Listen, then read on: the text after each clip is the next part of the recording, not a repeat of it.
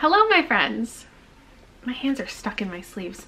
I just felt so claustrophobic. It is quite a gloomy day out, but I need to kick off this vlog and talk about what I'm going to be reading because I'm about to start reading. So there are 5 days left in the month, and my goal for this like Halloween-y vlog was to read 5 books over like a week and a half, but I'm a little bit behind on content. So I have 5 days and maybe I'll still read 5 books. Hold on.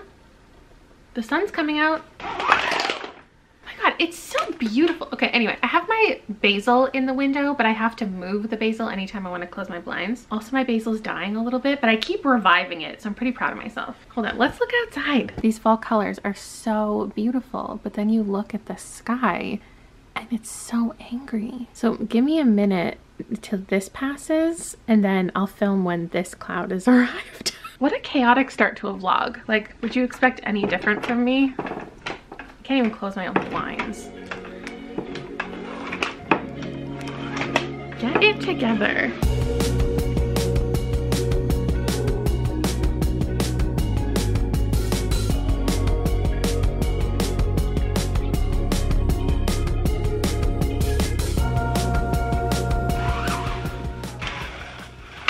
Okay, forget it. This dark cloud is not going anywhere soon, and I just hope that's not a metaphor for my life. Also, be honest, is this sweater more Christmas than Halloween? Because I thought red, bloody, but now I think maybe it has more Christmas vibes. Anyway, I'm gonna be reading this week some things. Number 1 is You're Invited by Amanda Jayatissa, which is the Literally Dead Book Club pick for October. So I have to finish it in the next 5 days. And by finish it, I mean also start it. This is a thriller revolving around a wedding and friendship. Then next, for my besties book club, I'm reading The Weight of Blood by Tiffany D. Jackson, which is a retelling of Carrie. So that one is going to be more horror. So I already have a horror and a thriller. And then I always like to have a short story collection going in a vlog. So I picked up Queer Little Monsters recently, which I'm excited to read. Do I know these? No, I don't think I've read from any of these authors. But then this just showed up in the mail. The Gathering Dark, which I know like all of these authors, and it's folk horror. And it's funny that they sent this to me because I can't find this anywhere. Like, I myself tried to buy this. I wanted to purchase this, and then suddenly it showed up on my door as an ARC. But I can't find it at Indigo. I can't find it at my local indie bookstore. It just seems to not be in stock anywhere. So it's like, why would they send it to me? Because obviously it's not available. Anyway, I'm so grateful and I want to read it. So now I have to decide between these two. Oh, and then after that, I do have to read, oh, now the sun comes out. I need to read the book that I picked out of my besties book jar, and that was The Burning Girls by CJ Tudor. I need to read this. Okay, enough. I need to read this before the end of the month. So I've got 3 novels and 2 short story collections to choose between. I guess I could read both, but I want to add another book into here. And I have so many to choose from. So I have Jackal, The Hollow Kind, The Family Game, Sign Here, Reluctant Immortals, and The Last Housewife. And these are all things that I want to read. But I think that I should hold on to some, like these are all brand new releases I want to read. I might want to hold on to some for a different video concept. If you know, you know. I feel like I should read something from my book of the month, and I want to read both of these. But then I did purchase these 2 like full price recently, and I want to read them. I really hoped to read far more mystery and thrillers by the end of October, but I don't know, my reading is just a little bit messy right now, much like the weather.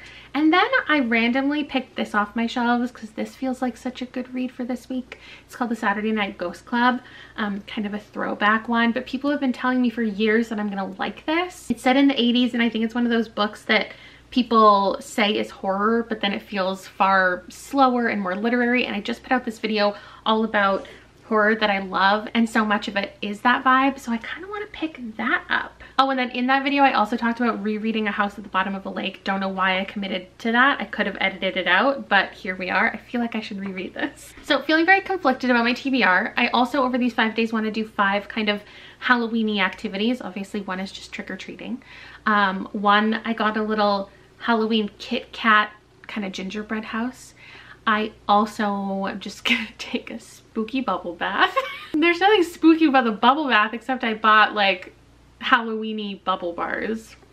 Moving on. I also realized that it is Weekendween.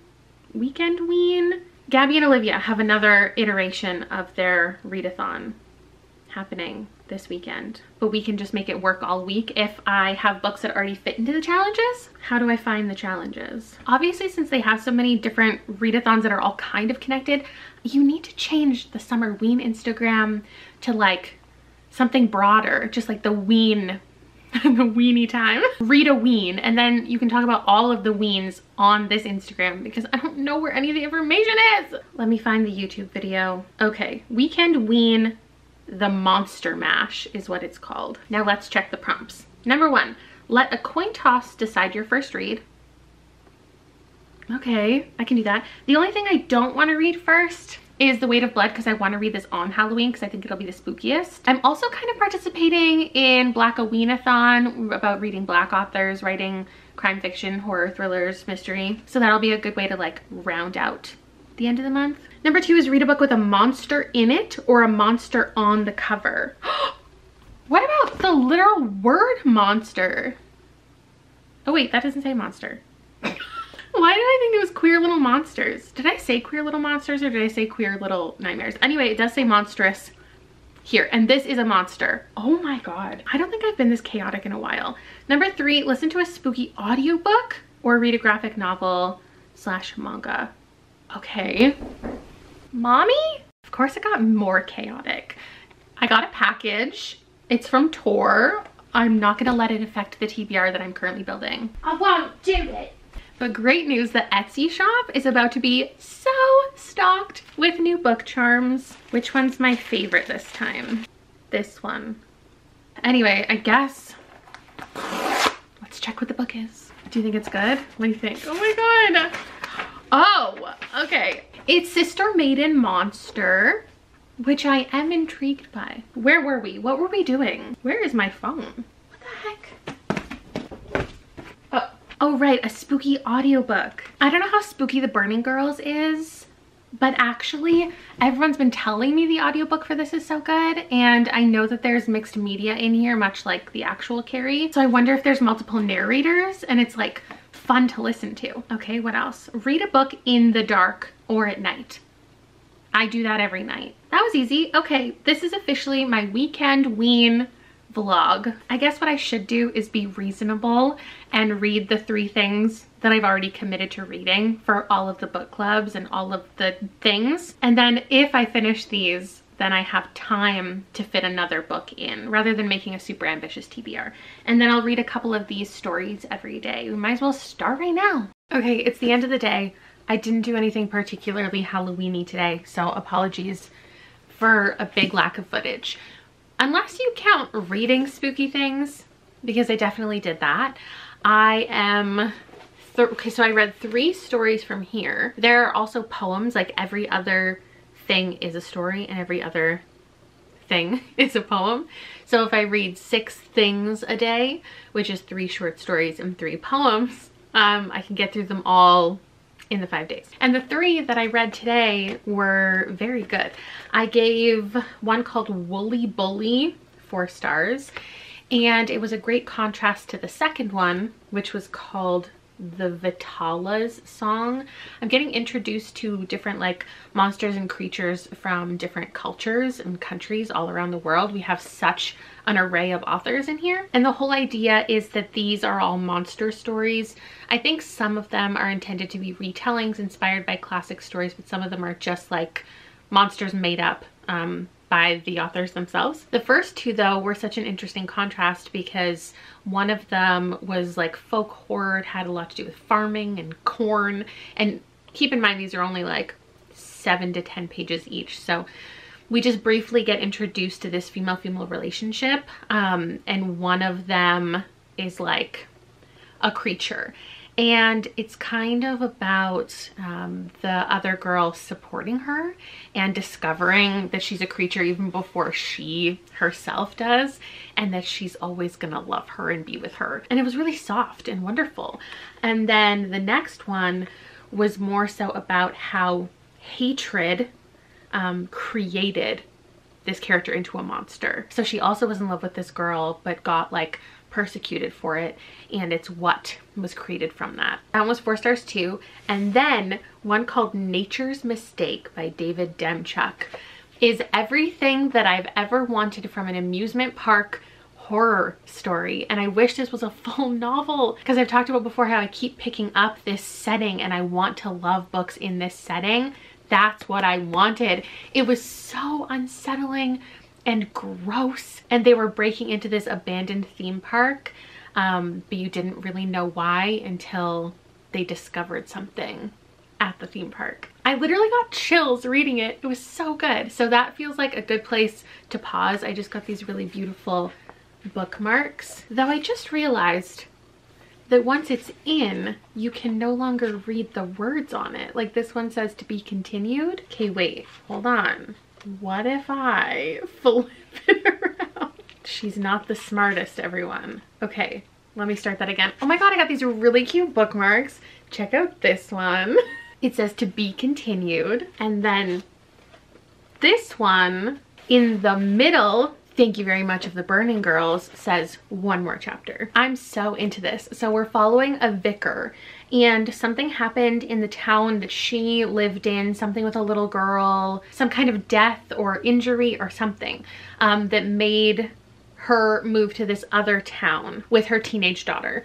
And we're following like the mom's experience moving into this new house, new church, like getting to know all of the people who go there, but also you're following the teenage daughter and what she's up to, because she's just getting to make like new friends and getting settled as well. And right when they get there, something like shocking happens. And then also there's this local kind of legend about these girls who went missing.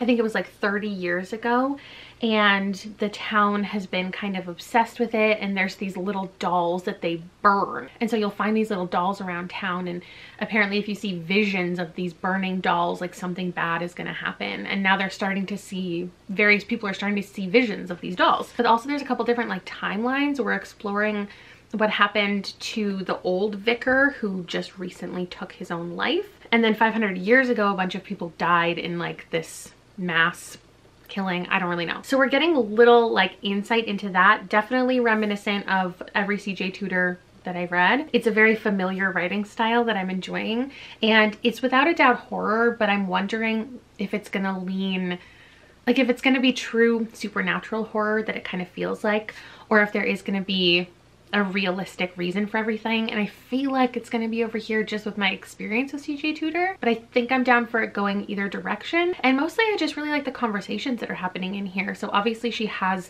a career and a history and is very close with the church, but everything that she's talking about regarding religion I feel like is very thoughtful. She's talking about how she doesn't want her daughter to just be a part of the church, forced into the church. Like she wants her to come to it naturally if it's her own will. And then she's also challenging certain people in this small town who have certain maybe bigoted beliefs, and she's saying that's not actually in the Bible, or the way that we go about things, you know, that's a little outdated and whatever. And I think people are definitely challenging her in this role of kind of power because they're not used to a woman being in this position. And I just like everything about it so far, and I hope I continue. I wish I didn't have to go to sleep because I really want to know what happens in here, but I will be continuing bright and early tomorrow because I have no plans.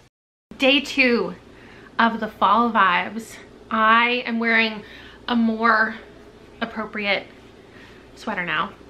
Why am I talking so slow? I'm tired. My husband's supposed to bring home coffee.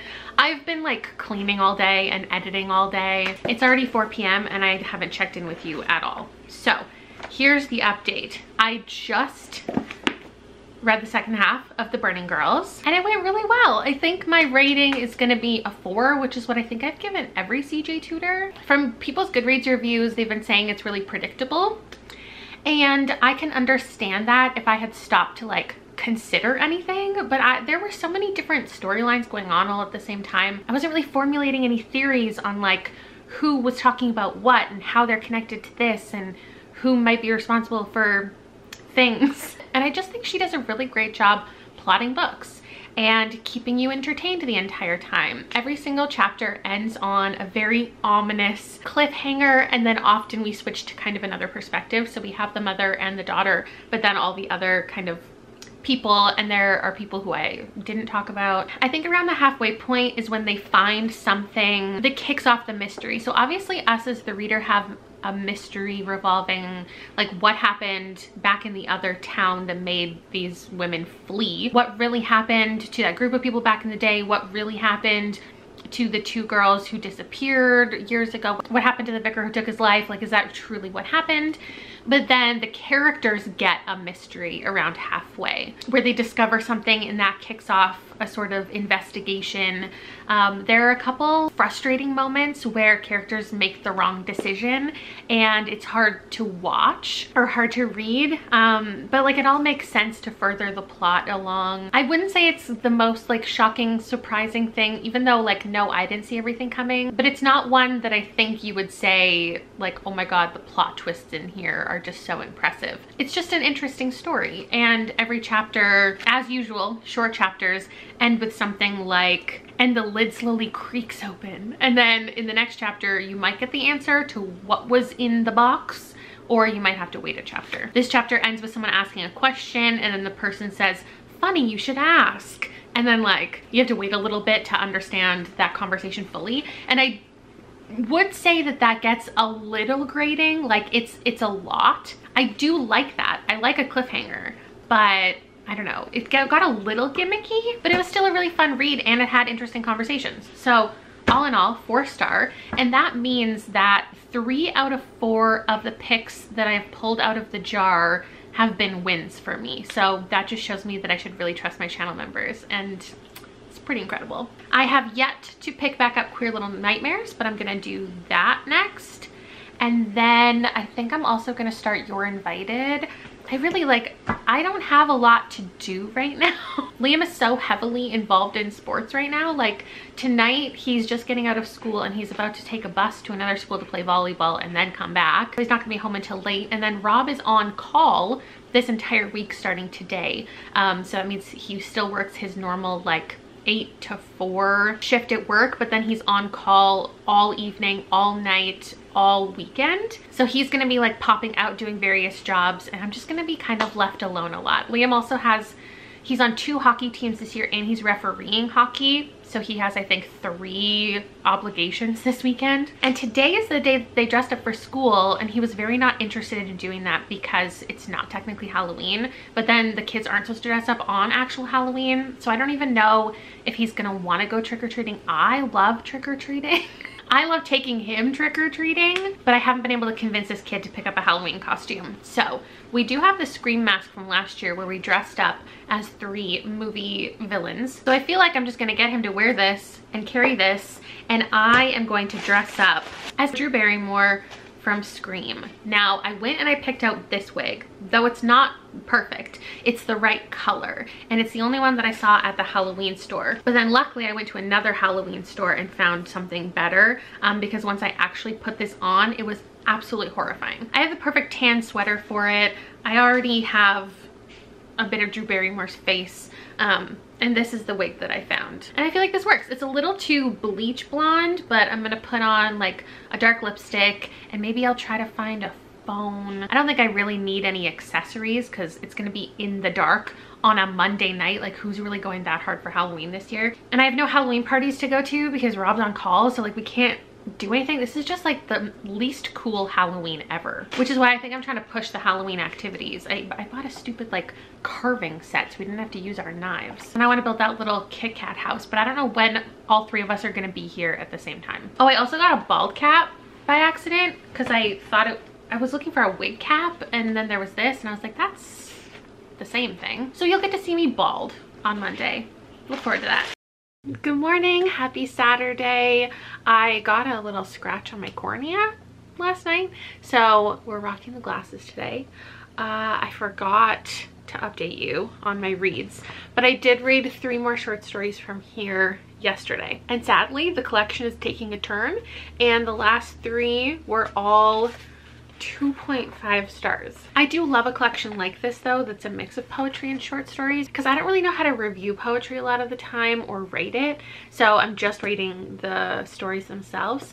And what I do appreciate is I feel like sometimes a short story is just an idea. And while that doesn't make for the best reading experience for me, because I feel like the story hasn't, you know, completed its own thought or its own arc, there is this sense of, hey, this is an interesting idea, and maybe if that author gets enough like interest in that idea, then they'll make it into a full-length book. So that's how Insert Coin by, I don't know how to pronounce, Emery Donaldson. It was this kind of idea of virtual reality, video game stuff, but I didn't fully get what it was trying to do, but the concept was there. And I think I would want to read more like in this world and what kind of monstrous creature was to come of it, but I had to give it a 2.5. And then the next one is called WWMD, so like WWJD, but the M stands for something different, and I don't know if that would spoil the story because it's kind of fun in the story to find out what the monster is. That one was definitely interesting. There was a revenge plot line that I always appreciate. There was a little too much pop culture in it, and I don't think it fully met its own potential.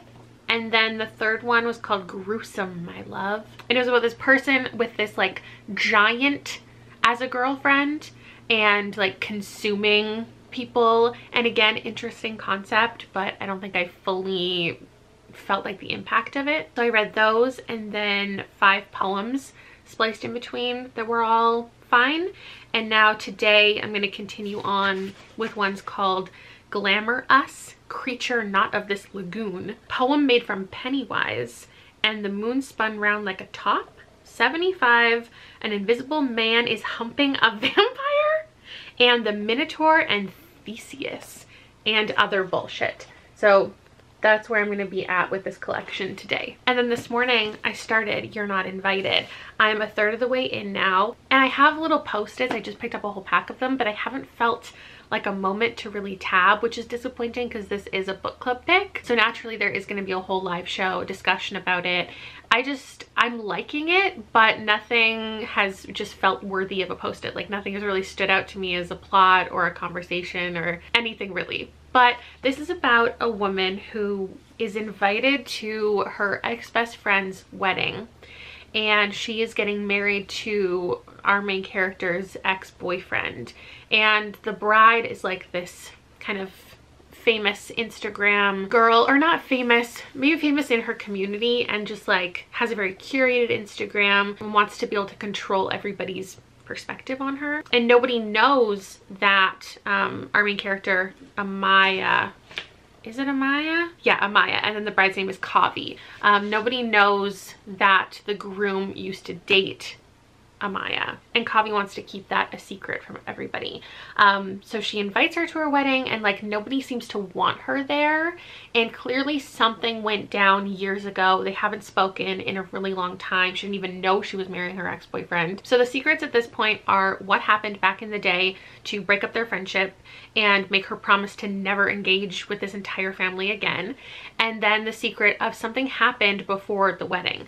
Amaya is very clear that she wants this wedding to not go through. Like she has bad intent going to the wedding, and clearly she succeeded because the book kicks off with like the bride missing and people being investigated, and so there is interspliced like interviews from people saying what they saw that night, where they think the bride is. So that's the other big mystery, is like what actually happened. And then I guess we still have a mystery of, is she gonna be found, or is she alive? Is the wedding gonna go through? Why did she want to stop the wedding to begin with? I definitely have lots of theories, and I don't know how any of it's gonna pan out. I have a feeling that things are really gonna kick off soon, so I'm excited to continue in this today. Oh, I also just got my new phone in the mail, so I need to spend the day like setting this up. So that's what I'm up to. I don't know if I don't know, this is just such a big chunky camera and stuff compared to the one that I use right now. This feels more like an iPhone, and I don't love that. And then the fingerprint sensor, I guess, is on the screen rather than the back, which is interesting. And I think what you'll see from me next though is building the Kit Kat house. Oh my gosh, I'm finally gonna burn all of my fall scented candles. Am I going to? I am.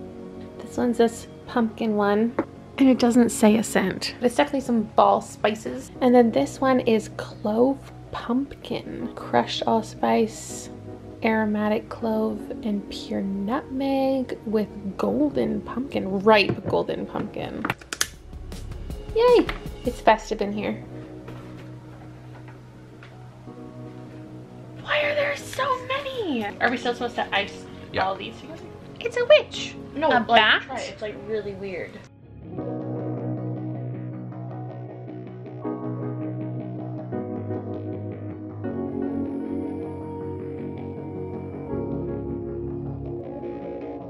Don't touch my icing. Let's put it up here. We have 2 witches. Not anymore. Warm in here. Is all your candles? Yeah, for sure. It's a tiny door. It's a Hobbit house. It's beautiful. You get the point, Kayla. Oh! Okay, it's done. Liam, I can hear you sucking the icing out of the package in the background. And now he regrets it. Liam! Have the rest. There's not more! Reading update. First flower update. Look what my boys brought me home. I went back and I tabbed some things that I wanted to remember, certain suspects, and I started taking notes, and I even have a little character chart in the back. I don't want to spoil anything. Don't look. I'm 2/3 of the way through now, and we have had some very interesting reveals. Right now, I could see this easily being a 4-star, but definitely has the potential to be a 5, depending on what happens. I think we've gotten like 3 kind of major reveals. One of them I saw coming, one of them I should have seen coming, and one of them I definitely didn't expect. So that's always fun, and it's making for, thank goodness, something that is going to lead to a good conversation at the live show, because there are so many things that I'm going to need to discuss. And sometimes I worry about vlogging my book club selections, which is why I often don't include my book club picks in various vlogs, because I don't want it to like talk too much before we get into the live show, like reveal my rating. But this one, like, there truly is so many spoilers I'm gonna want to talk about, and I think if you've been considering picking it up and like waiting to see my thoughts on it before you're deciding if you want to read it for the live show, definitely if you can get your hands on it, I think this is a fun one. And I'm really into wedding related books these last couple years, so that's kind of fun. I probably won't update you because like Liam just went to bed. I should probably shut up. Rob's playing video games, then we're gonna hang out, and I'll check in with you in the morning. I haven't read any short stories from the short story collection though, so I have a lot to do in the next hour before I go to bed. Maybe I should read those and then finish this tomorrow. Yeah, maybe reading all of this in one day is not the best idea for like remembering everything. So let me read the stories, then I'll check in with you in the morning on those. I don't need to tell you all of my plans. You'll be there, you'll see it, you'll hear it. Good night. I'll be honest, what time is it? 8:25. It's 8:25. Liam's eating yogurt bowl. I forgot that I was vlogging today at all, so I didn't film anything. I'm wearing my Goosebumps shirt for our pumpkin carving, and I finished this today and I really liked it. There were lots of surprises and lots of things I saw coming, but I appreciated them all equally. The last 50 pages, I don't even know where the book is, and it was quite a ride, and I really enjoyed myself. I liked creating theories throughout the entire thing, and some of my theories panned out. One of them specifically did not. Like, I really thought I knew what was going on for a little bit, and I think it's because the book was guiding me in that direction, and so I fell for it completely, and then I got to be adequately surprised by the end. Sorry, Liam is very distracting. Here are our pumpkins. This one is very tiny. That one's yours. That's mine? Who has the warty one? Or wait, no, sorry. You have the warty one. I'll carve a little one. Oh, this one is I want that one. Lamb's. What's your design gonna be? Mike Wazowski. Mike Wazowski? Rob, do you want to carve the big one or the little one? The little one. I always do the big one. Did you just glue the stem back on? No. What did you do? Well, how is it back on? Did you stab it into something? Yeah. Hey. What is it? Like a bobby pin? Q-tip in half. Okay. I'm gonna Google what to do with a warty pumpkin. Which? Because it's hard to carve, but I don't want to paint it because then we can't donate it after to... Liam just picked up a giant knife. Please put it down. The bunny sanctuary that they come like door to door and they pick up your pumpkins after Halloween. As long as they're not like rotten or have anything artificial in them. These are yours. These tiny little knives. Yeah, I want a saw. Yikes. What's better, this or the bat? The spider will be cool because it'll like go over That's the what I was whole... thinking. Actually, yeah, do that. So I was just gonna wrap it around and I wasn't gonna do the web, just do the spider, but make it big on the whole thing. Gross. Ew. Mine was supposed to be a ghost. But it kind of looks like a puppy. Let's see. Update. I can't carve my own pumpkin. It's You guys could just switch. No, he wants to do a spider. It's too thick for me to access. So while I can hollow it out, the picture is not happening. So maybe I can, maybe this one I'll paint and just throw it away after. Because I can't get into it with my little knife. Ready? Okay, wait. I'm covered in pumpkin guts.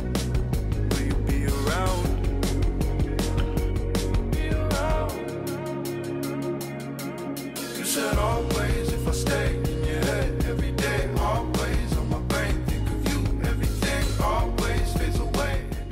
I'm trying to figure out if it's too chaotic for me to read one of these, because tomorrow I'm reading The Weight of Blood, which is going to be a fast read. I already know it. I also want to read The House at the Bottom of a Lake. I feel like I want to do that in the bath. And I don't want to start The Weight of Blood yet. But I don't think I can finish one of these today. But I can also read it a little bit tomorrow. I don't really have any plans yet again. So I think what I'll do is read the first oh, this is only 250 pages. Because of the deckled edges, it makes it look longer. And then this one, with a little bit of pumpkin on it somehow, is 380 pages. So this is far more reasonable. But I will read the first chapter of both, just so I can give you a vibe. And then maybe I'll commit to one. Happy Halloween. It's the next day. Obviously, the echo in here is a little crazy. Happy Halloween. It's the next day. My hair is looking rough today, but it's okay because I'm going to put it in French braids in just a second so I can put on my bald cap and my wig. But first I need to update you on my books. And normally there's a couple different reasons why I might not update you while I'm reading the books. Either they went really well, they went really poorly, or I was just too tired to update. So let's play a game and you have to guess which one it is. So I did read the first chapter of each of these and they were pretty close as far as which one intrigued me. This one, the first chapter, I would give like 4 stars. This one I would give 3. Can I even remember what they were now? Oh, the Saturday Night Ghost Club was, the title was Monsters. So that sold me right there, as it needed to be part of this vlog. And it was about a man and he was talking about how he's a brain surgeon and what it's like to like slice into a brain. And he kind of just set up the idea of this story that we were going to read, which is a reflection of his 12th year of life. That was such a weird way to phrase that. He's reminiscing and he's telling us stories from when he was 12. He's a grown adult now.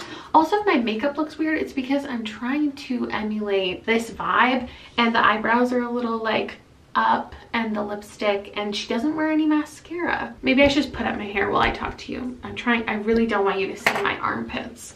So that was that. And then the first chapter of The Last Housewife. I really can't remember it now, and now my hand is busy. Oh yeah, it had really solid writing, and it's just this woman talking about her college years, kind of briefly and vaguely referencing them, and then is she listening to a podcast, I think it is, and the person on the podcast is talking about this like murder mystery kind of situation and references the girl who's like listening. And so the girl listening is like, okay, I guess I need to be involved. And so that story, from what I recall, is like 2 people escaped a cult and now they have to reckon with like what they did within the cult, what happened to them, something. Clearly I didn't read it. I read the Saturday Night Ghost Club. I actually read it really quickly. It's short, it's fast, but it didn't go great. And I'm wondering, it is the same author as The Troop, and maybe it's just his writing like doesn't do it for me. And it's interesting because I have been told to read this so much recently, and that's like nothing against anybody who told me to do that, because I already owned the book. Like, I showed interest before anybody else told me to read it. But it is a similar premise kind of to the Pallbearers Club, or at least I could see how people who enjoy the Pallbearers Club could enjoy the Saturday Night Ghost Club. I found it a little bit uninteresting. We've got a similar setting, like the 80s, and we're following a guy and he's reminiscing on his childhood, and there's like some kind of paranormal situation.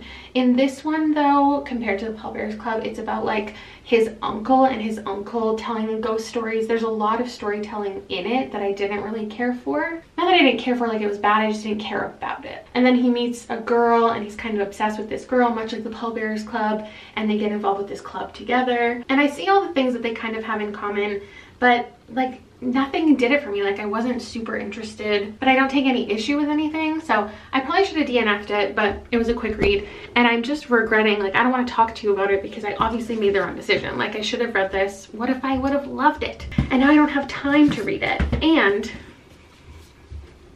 I'm currently reading The Weight of Blood, and I don't like it. I know.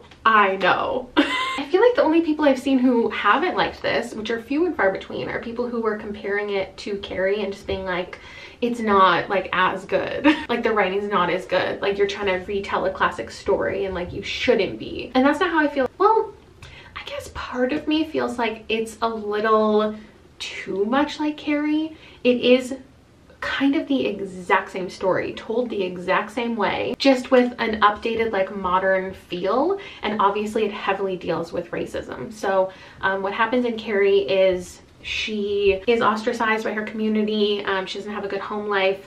The kids at school bully her, and then she gets invited to prom by this boy who's like popular and got convinced to invite her, and then they prank her at prom and she has telekinesis. At this point, I'm halfway through. I've only used 2 tabs. Like, I've only had 2 moments that I was like, interesting, or you should remember that. One of them is like the kind of updated bullying conversations. We had a character who was talking about how she didn't want to bully our main character Maddie too harshly by like doing something, like pissing on her or something. She only wanted to bully her in subtle ways. And I just thought that was an interesting look at how bullying has evolved and how bullying is still bullying, even if it looks different than it did 50 years ago. And then the other thing is, like, I like that we're integrating a podcast in here. So Carrie is told through a series of books, articles, excerpts, interviews, etc., which makes it really interesting. And this is told in the same way. It's interesting because I've seen a lot of people's reviews being like, this was told in such a unique way, but it is told the same way that Carrie is told. But again, to update it, part of it is told in podcast form rather than like newspaper article or whatever. And I do think that's interesting in the way that they're trying to convince the person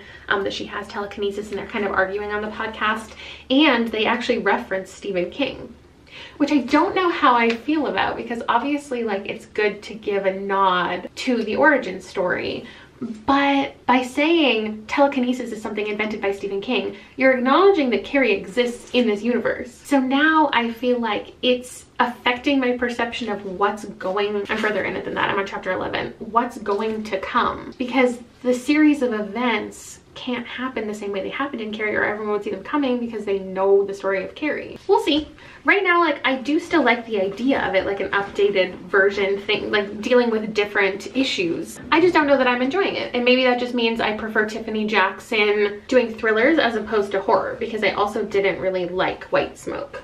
All right, the ball cap's on. Stunning. Rob's actually going as Mario. He is Mario, whatever. That's what he is. Don't look at me. That's what he's doing right now. Like, he's dressed as Mario at work because he's a plumber, and he's on call, so that means that he might have to like leave our Halloween festivities to go do a call at any point. He wants to be dressed as Mario. I did consider dressing as Princess Peach, but it seemed a little too involved, especially considering Liam is not particularly interested in dressing up at all, so we're going casual this year.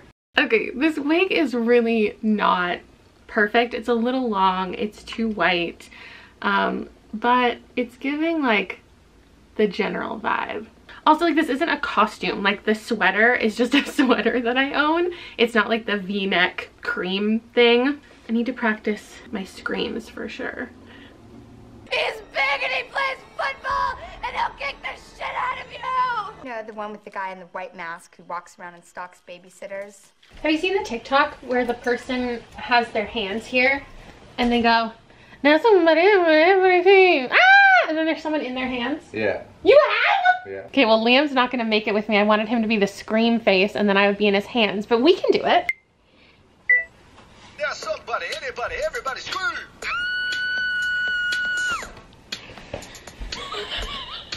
Oh my God, he's running after me. Oh my God. Liam is not amused.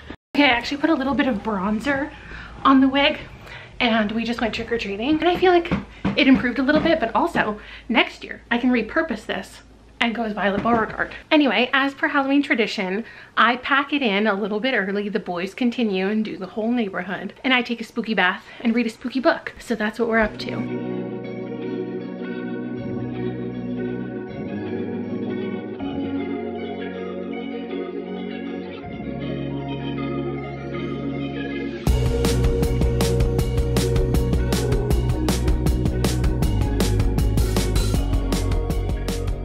Obviously, I've already read The Burning Girls, so this was just more for the aesthetic, for the Instagram, for the thumbnail.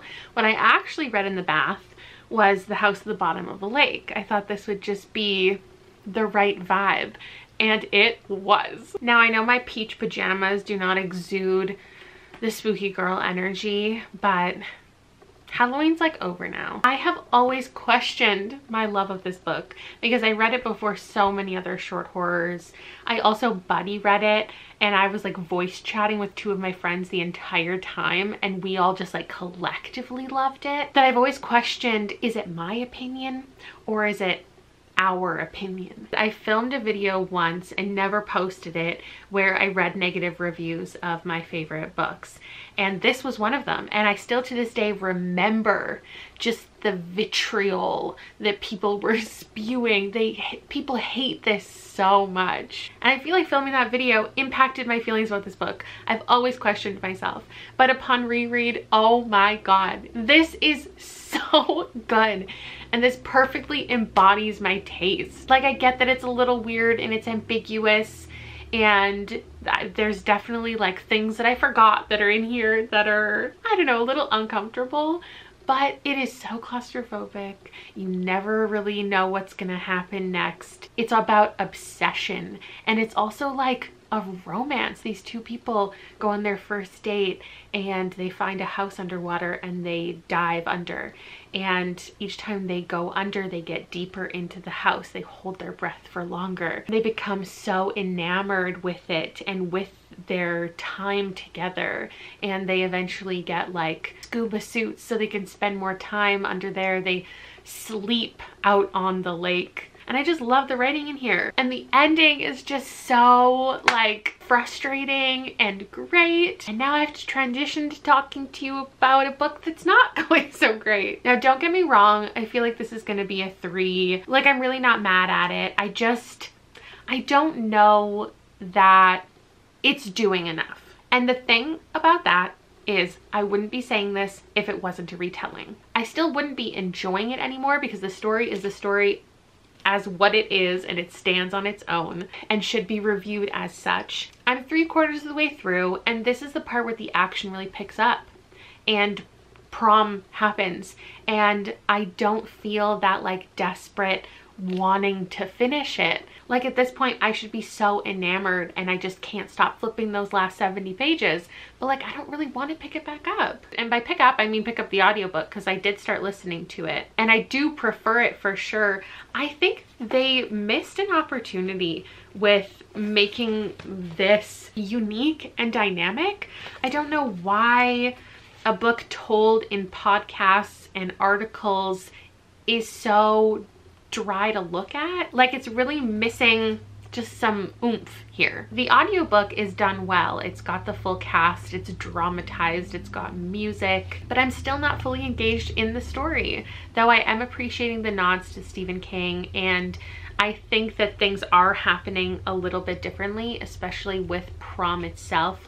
It's not gonna be the exact same scenario as what happened to Carrie. It's gonna be similar, but a little bit different. And I'm getting those vibes because rather than them going to a barn and acquiring something like they do in Carrie, the prom is in a barn. And I think there are just certain things that, because this is YA, it's being done a little bit differently. I don't think I've even talked about the plot. I've only talked about the plot of Carrie. Like, this one is so similar, but the kickoff of the whole thing is Maddie is biracial and she is white passing, and to no fault of her own, she has spent her life hiding her blackness. And rather than it being like a punishment in like Carrie religious wise with her mother, in here it's her father and her father hating her blackness. And then one day it rains and her hair gets wet and everybody finds out her identity that she has been keeping a secret, and people really just hate her. There's obviously a lot of racism involved in all of that, but there is like Black kids at the school who are very popular, and I feel like it's intentional as like this big metaphor.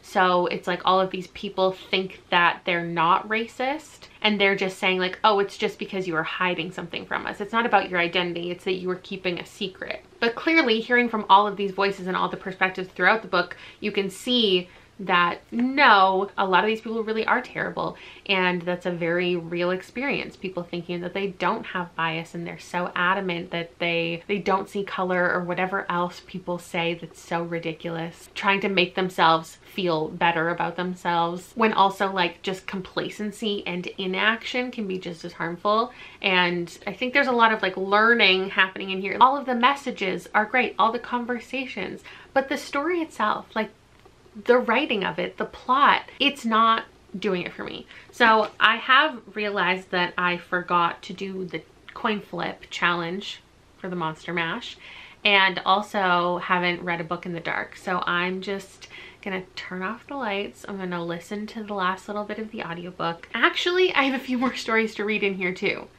so it's gonna get a little too late for me to update everything as loudly as I want to that late at night. So maybe I'll do my final check-in in the morning. I have been grappling with my rating all morning. I've been putting off like coming on camera and telling you my final rating because I've been thinking like, is this insulting? Because I don't think this book was bad, but I'm giving it a 2.5. And you know what? It would be weird for me to give this anything higher than a 3, because YA horror almost always gets 3s or below. So it would be more of a weird thing to come on here and tell you that a YA horror was 5 stars. Though I definitely see how it was for so many other people, and I'm excited to talk about this with everybody. I overall just didn't like the direction that a lot of things took. I don't think I enjoyed the level of horror that was in here. I liked some of the things that were changed from Carrie, though I find them kind of strange choices compared to other things that didn't change. Also, I have certain feelings about this cover, but that's okay. The things that I enjoyed about the story aren't the things that I was expecting to enjoy, and I don't think I really love the ending of this. I wish that other things had gone down, but I also can't expect it to go any other way by like the age range and the author who wrote this. And my expectations, it's not that they were wrong, it's that they were just in a different place. I shouldn't have gone into this thinking that there was any direction it was going to go at all, and then I wouldn't have been confused by any of the choices that it made. I really wish that I had read this without reading Carrie, because I know that it is, like, as much as I want to say it's not influencing my opinion, like, of course it somewhat does, but there are so many people who love Carrie and love this, and there are people who hate Carrie and love this. So I feel like the audience is really broad, and it's not me, and I'm disappointed in myself. Now, on the flip side, my final review of Queer Little Nightmares is a 4. I can't give it any higher because there were some stories that were like a 2, but let me tell you, the last 3, oh my god, 5 5s across the board. So I realized I stopped updating you, so let me run through some things. There was one called Glamour Us, and it was about trans identity, and it was about your outward appearance and kind of a futuristic real life filter. That one I gave a 4, and then I also gave a 4 to the next one, which was about, can I also say, the direction this went in. It set you up for just like nice, interesting, a little bit creepy stories, and then it really went there. If you've read Cursed Bunny by Bora Chung and you could handle the very first story in there, then you know what a certain selection of stories kind of deal with, or the level of ick that they contain. One of them had to do with menstruation, and while grossly uncomfortable I had to give it a 4. And then there was one I decided not to rate called Dad Movie, because I thought if I ever talked about it out loud I would be cursed. It was so, I don't even have words for it.